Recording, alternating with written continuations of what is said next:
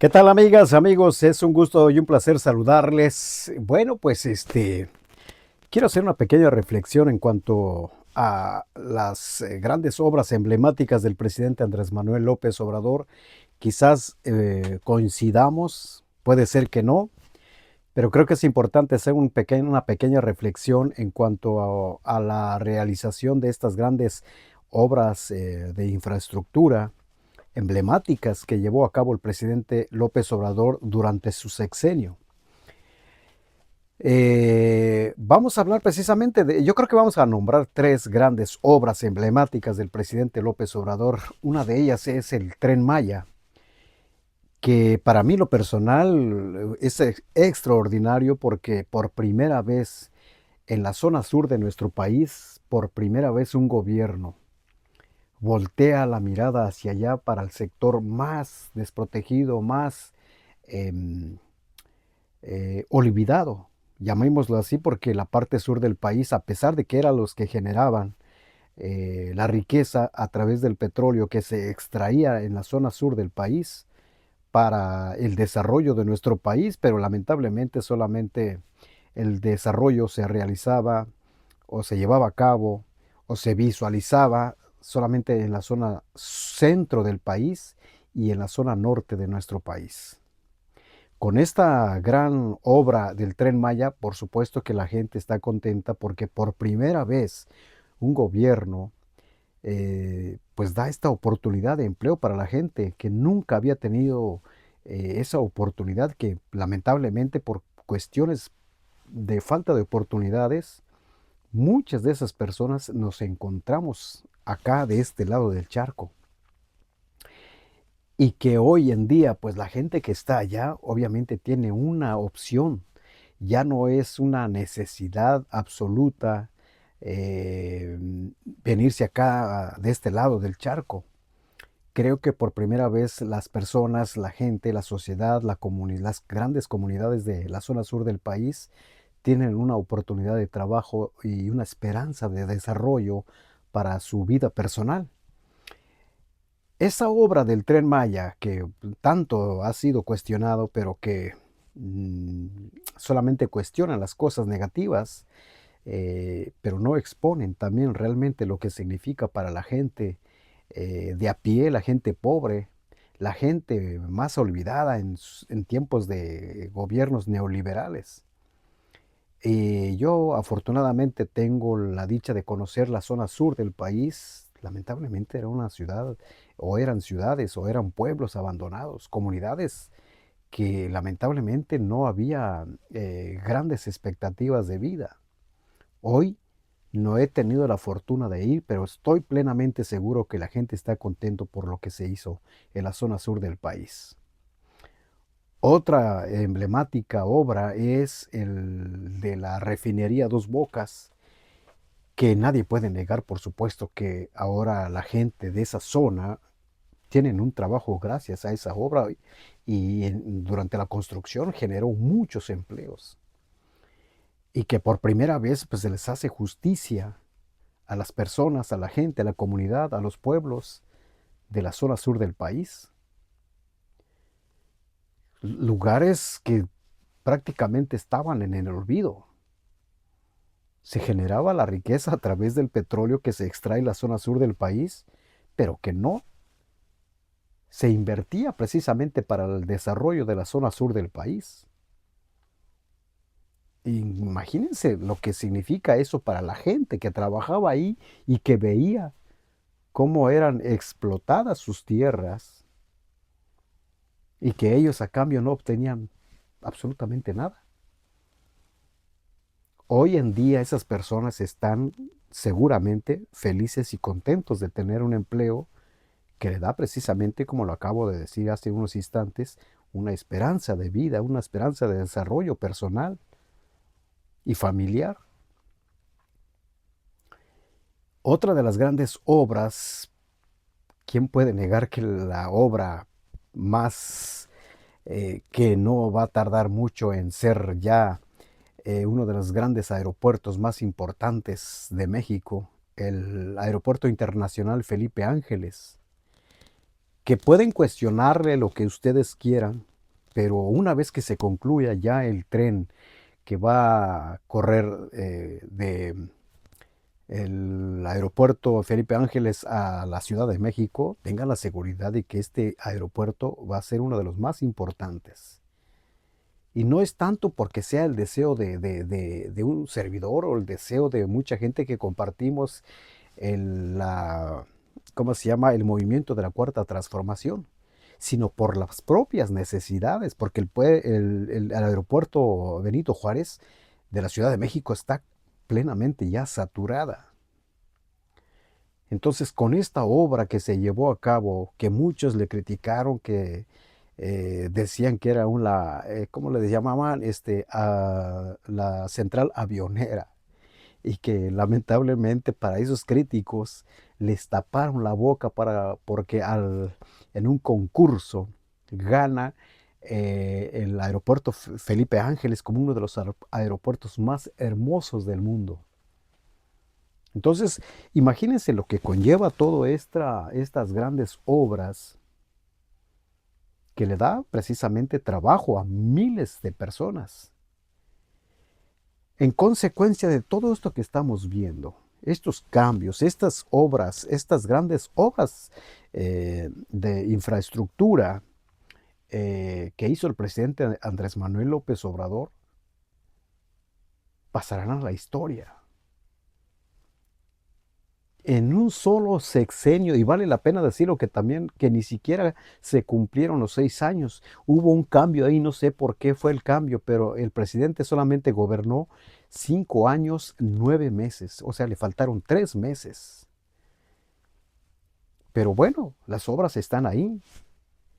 Si hacemos una comparación del presidente en turno, que era Enrique Peña Nieto, díganme una obra emblemática que haya realizado el presidente Enrique Peña Nieto en su sexenio. ¿Cómo recuerda usted al presidente Enrique Peña Nieto? Cuando yo lo escucho su nombre, es sinónimo de corrupción, sinónimo de torpeza. Torpeza no en el sentido de que fuera tonto, porque tonto no fue tanto. Tanto es así que robó tanto dinero para darse hoy la vida que se da en España. Me refiero tonto en el sentido de gobernar, de tratar de pasar a la historia como un gran presidente. Lamentablemente no fue así. Todo el mundo lo recuerda como el presidente más tonto del mundo, el presidente más corrupto en su momento. Si regresamos un poco más atrás, si nos regresamos un poco más atrás, analicemos el de Felipe Calderón. Es donde por primera vez vimos la descomposición social, el tejido social, el tejido roto en todos los sentidos. ¿Por qué? Porque mucha familia, por la persecución que supuestamente había entre delincuentes y autoridades, se generó un ambiente de inseguridad de una manera tan fuerte que mucha gente tuvo que huir. Y con el correr de los años nos enteramos que precisamente en lugar de combatir a los delincuentes, se aliaron con los delincuentes. Y no es que yo lo diga, no es que lo diga alguien que comparte con el pensamiento de la Cuarta Transformación, no, los hechos ahí están. La mano derecha del entonces presidente espurio, corrupto Felipe Calderón, está precisamente aquí en este país encerrado, acusado de narcotráfico. Y si nos regresamos más atrás con Vicente Fox, bueno, ni qué decir de Vicente Fox. A final de cuentas, amigas, amigos, la única conclusión que yo llego es el presidente Andrés Manuel López Obrador, a pesar de ser cuestionado y etcétera, etcétera, para mí lo personal es el gran hombre que vino a cambiar la historia de nuestro país. Ahora los políticos, ya sea los actuales que encabeza, por ejemplo, la presidenta Claudia Sheinbaum Pardo y todos los que están en su gabinete, están obligados a dejar grandes cosas, a comportarse, quizás no de como lo hizo el presidente López Obrador, pero ya es otra forma de hacer política. Ya no es de robar, robar para llegar, no es de llegar a un puesto para enriquecerse. De que hay corrupción, efectivamente, todavía existe la corrupción, pero precisamente se está combatiendo. Cosa que en tiempos de Felipe Calderón, Enrique Peña Nieto, a tal grado que dijeron que la corrupción era parte de nuestra cultura. Imagínense lo que significa eso. Entonces, ahora yo les pregunto a ustedes, porque a veces yo digo, ¿de verdad existen los cambios? ¿Se están viendo los cambios o solamente es un sueño guajiro de los que estamos de este lado del charco? Pero no, los cambios ahí están. Ahora vamos a suponer, mucha gente se queja por la inseguridad, etcétera, etcétera, pero se está trabajando precisamente para eso. Pero vamos a suponer en una hipótesis de que siguiera la inseguridad, porque no es fácil combatir la delincuencia que se dejó crecer tanto tiempo. Ya pronto vienen las elecciones en el 2027, el 2030. Yo les pregunto a ustedes, entonces, ¿estaríamos dispuestos a regresar al pasado entonces? En lo personal, aún sé que hay corrupción dentro de Morena. Aún hay personajes que no deberían de estar. Lamentablemente, un cambio de régimen, pues se tiene que contar con la gente que hay. No se trata de llegar puros, ¿cómo se llama? Santos y puros. No los hay. Entonces, ¿ustedes qué piensan? ¿Piensan regresar entonces al viejo régimen de corrupción? Porque acusaron al presidente López Obrador como, eh, ¿cómo se llama? Como, ay, se me fue el nombre. eh, Ay, se me fue el nombre, hombre. Eh, se me fue, ¿cómo lo acusan el presidente? Inclusive la presidenta actual. Estamos en una dictadura, dicen dictadura, dictador. ¿Ustedes realmente piensan que fue una dictadura durante el tiempo que llevó el presidente López Obrador su mandato? Dictadura, era la dictadura perfecta que narraba un intelectual peruano cuando estaba el PRI dentro en el poder. Hoy las cosas han cambiado, amigas, amigos. Yo, en lo personal, hay cosas que le critico a Morena.